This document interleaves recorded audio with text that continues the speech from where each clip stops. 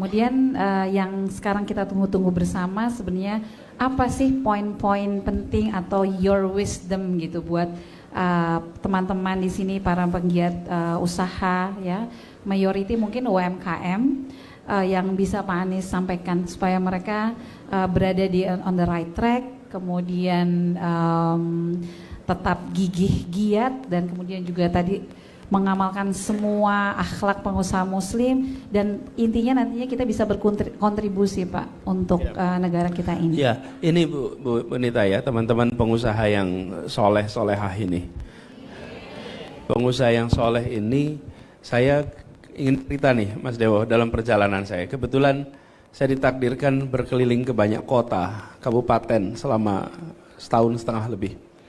Apa yang terjadi? Saya banyak datang ke tempat-tempat menemukan pengusaha-pengusaha soleh, pengusaha solehah yang kebermanfaatan atas usahanya itu terasa sekali bagi masyarakat sekitarnya. Apa sih, mungkin tadi juga dibahas, apa sih yang membedakan pengusaha muslim dengan pengusaha yang tidak berlabel muslim? Niatnya Bu, niatnya.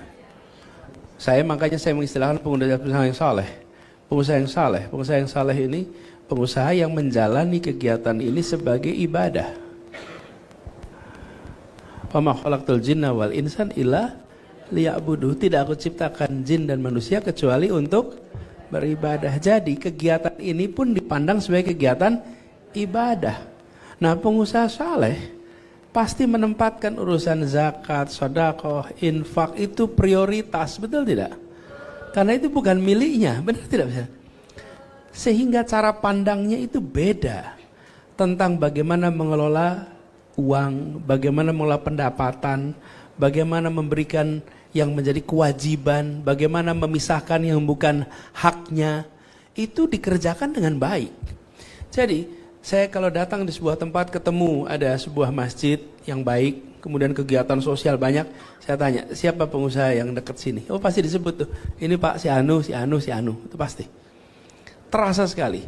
Saya pernah ke Blitar, ketemu dengan sebuah tempat, barangkali sering pada lihat juga, masjid yang mirip Masjid Nabawi, dan semua, kebetulan saya pas buka puasa Mas di sana.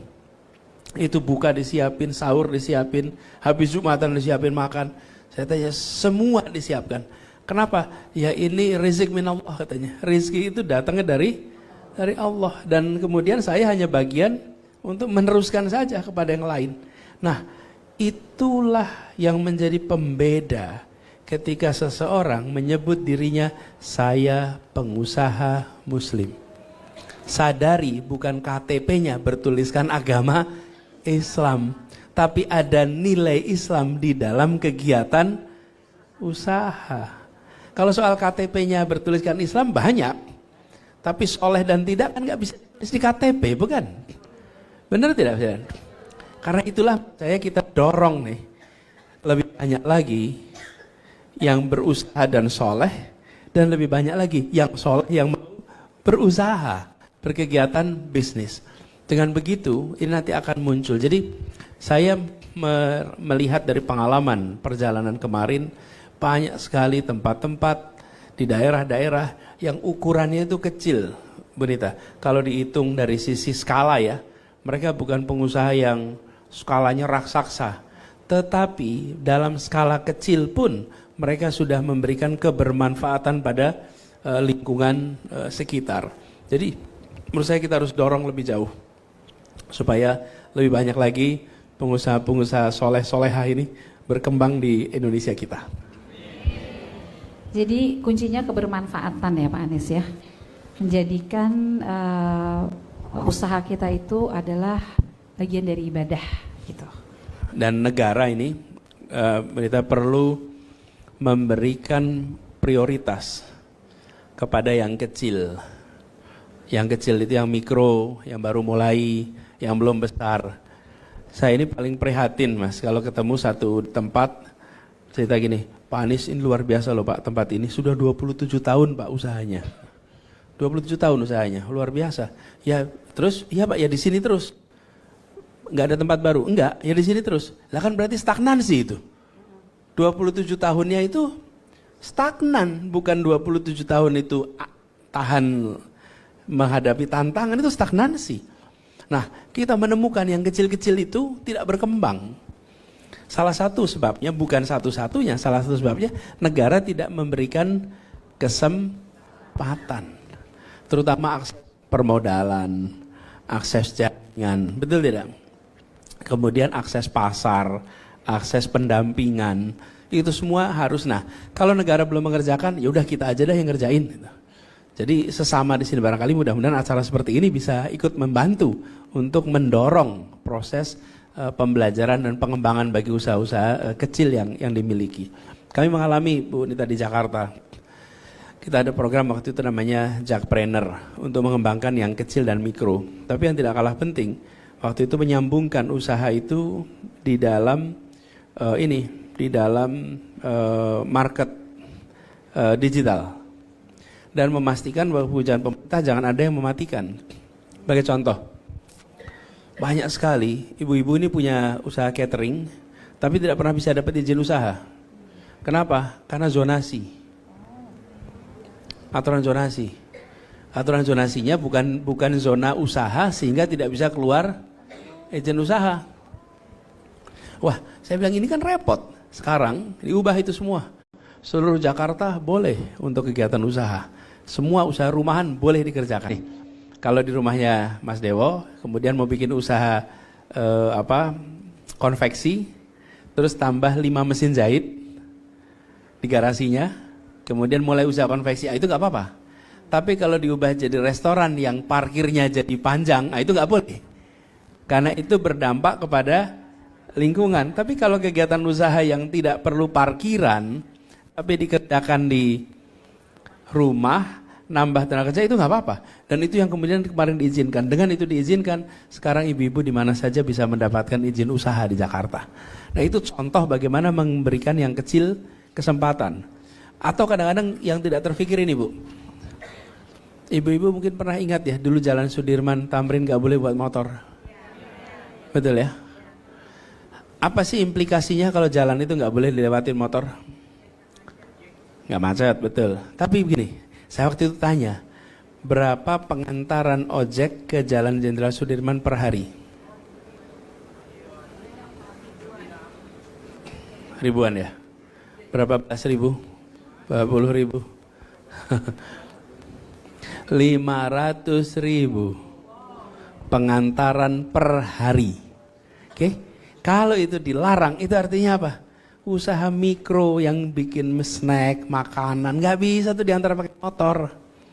Ada konektivitas secara digital, tapi tidak ada konektivitas secara transportasi. Itu bikin frustrasi.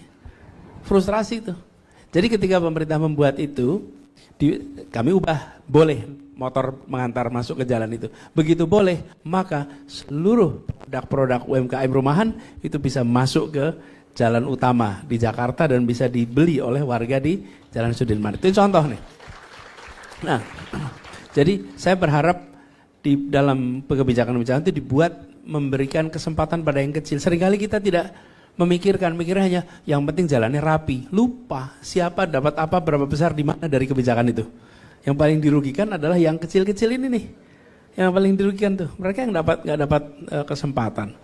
Nah, ibu-ibu semua di sini harus, bapak ibu ya, ini mayoritas ibu-ibu di sini yang usahanya, itu harus cepat dalam menangkap ini, dan ketika melihat ada kebijakan pemerintah yang menghentikan, cepat untuk dimunculkan menjadi perhatian publik. Cepat dimunculkan. Itu, Bu, gara-gara saya ngecek Jalan Sudirman itu jadi tahu berapa pengantaran berapa jumlah pengantaran per hari di Jakarta. 13,5 juta pengantaran. Transaksinya luar biasa, Bu. 13,5 juta pengantaran per hari di kota ini. Jadi kalau kita tidak membayangkan betapa ramainya transaksi ini, dan kecil-kecil itu banyak sekali, tidak membayangkan itu, maka kita tidak bisa menyusun policy membela yang kecil. Nah, Bapak Ibu yang merasakan tersudutkan harus bicara, harus ungkapkan. Hari ini syaratnya bukan syaratnya, penting sekali untuk umumkan ke publik supaya jadi perhatian bagi pemerintah, gitu ya. Saya ada satu pertanyaan sebelum nanti Bapak dan Ibu bisa bertanya ya. Silakan siapkan pertanyaannya.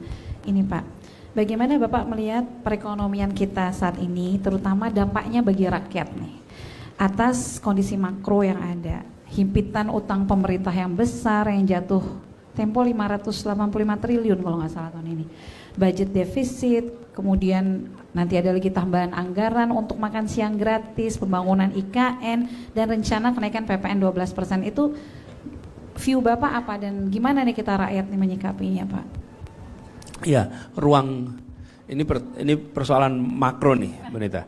Ruang fiskal kita itu amat terbatas. Dengan ruang fiskal yang terbatas, maka kegiatan pembangunan yang bisa dikerjakan pemerintah itu lebih terbatas. Nah, saya melihat sekalian terutama dari sisi kegiatan usaha sekalian, dengan daya beli yang menurun, maka harus ada penyesuaian. Kalau dari sisi pemerintah, ya kita negara harus cari dana lebih banyak nih untuk menutup ketimpangan. Saya beri ilustrasi gampangannya, tapi ini bukan angka akurat ya Bapak sekalian ya. Ini hanya garis besar saja. Jadi kalau nanti ada yang mau mengcrop, saya udah ingatkan, ini angkanya bukan angka yang saya udah hafal crop Bapak Ibu soalnya Bu. Jangan nanti crop ya Bapak Ibu. Jadi sebentar tuh. Kalau kira-kira sebut lagi nih gambarannya. Misalnya APBN kita 3.000 triliun. 20% itu untuk apa 20%? Pendidikan. Berapa nilainya tuh? 600. Kemudian kita bayar pokok dan bunga hutang itu 1.350-an. Jadi 1.350 untuk pokok dan bunga, 600 untuk pendidikan. Jadi berapa? 1.950. Kemudian untuk kesehatan 5%, berapa jadinya? 150. 150 ya. Jadi totalnya 2.100. Sekitar 700 dipakai untuk transfer daerah. 2.800. Terus sisanya berapa? 200-an. Itu segitu. Ruang kita kecil. Itulah sebab kenapa pemerintah mencari pinjaman lagi supaya mengisi ruang fiskal, karena yang tersisa untuk ruang untuk pembangunan tinggal 200. Itu sebabnya nyari tambahan. Nah, kalau ini ada tambahan, maka unsur di dalam pembangunan itu ada perekonomian, ada unsur G, government spending, itu bisa menjadi lebih besar. Kalau ada itu, harapannya bisa membantu menggerakkan perekonomian. Tapi ekonomi sendiri saat ini memang ekonomi yang sedang, Bapak Ibu lebih tahu lah dari saya, kondisinya lesu apa bergairah? Lesu. Lemah atau kuat? Lemah. Ini kondisi sekarang. Nah, kami melihat kalau ada stimulus-stimulus dari pemerintah yang kemudian bisa mendorong kegiatan perekonomian bergerak, mudah-mudahan akan bisa mempercepat pertumbuhan perekonomian. Mudah-mudahan di situ. Tapi bagi ibu bapak sekalian harus melakukan penyesuaian. Ini adalah masa-masa yang sedang turun. Kalau masa sedang turun, memang Bapak Ibu harus polisinya lebih hati-hati dan mudah-mudahan bisa melewati masa ini dengan baik, ya.